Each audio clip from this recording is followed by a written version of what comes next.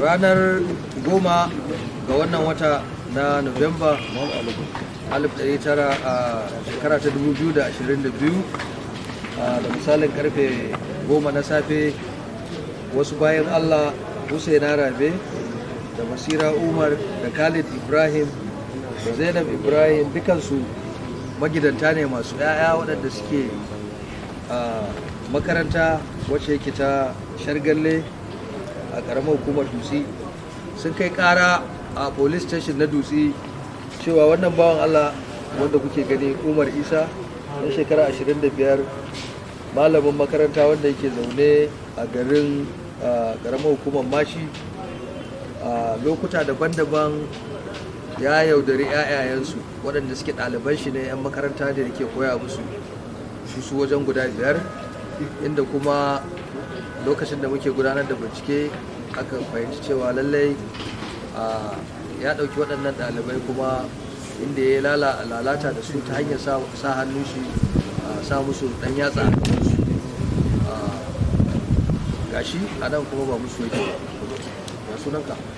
sunana Umar Isa. shekara kama? 25. na kake da zama? garin Mashi. a yana kake aiki? ba na aikin gwamnati. ba kana koyarwa ba? sai dai koyarwa a wannan makaranta Shargalle.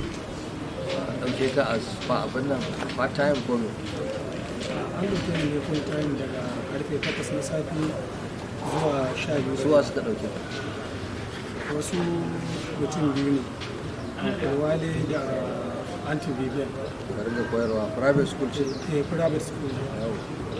to me ya faru an ce ka da ɗebe yayansu ka sa musu ɗan yatsa a gaba ya kake yi? to kuma da yadda aka ji irin makarantar ciki da falo ne wanda ba su fi girman ɗaki ba, ciki da falo haka.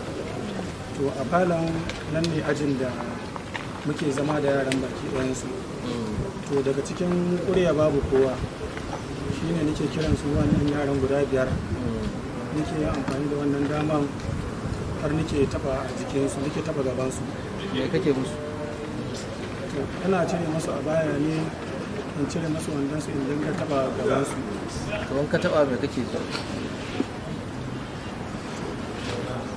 ana jin komai saboda kananan yara me yasa kake musu? wani boka ne ya baka sihiri ko kuma kana yi ne don jin daɗin kanka?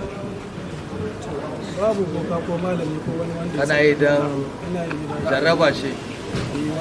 kana da aure? a bana da aure. to me yasa za ka irin wannan cin amana kai malamin makaranta wanda za ka koyar da tarbiyya an baka amanar yaya kai irin wannan cin amana me yasa za ka kamar yadda ake ji ni ban taɓa yin nan da ba aiki na bane ba, kaddara ce wanda ina shi da duniya ne. kimanin suna kana yi iya sun ce na ranar da na fara to da asiri.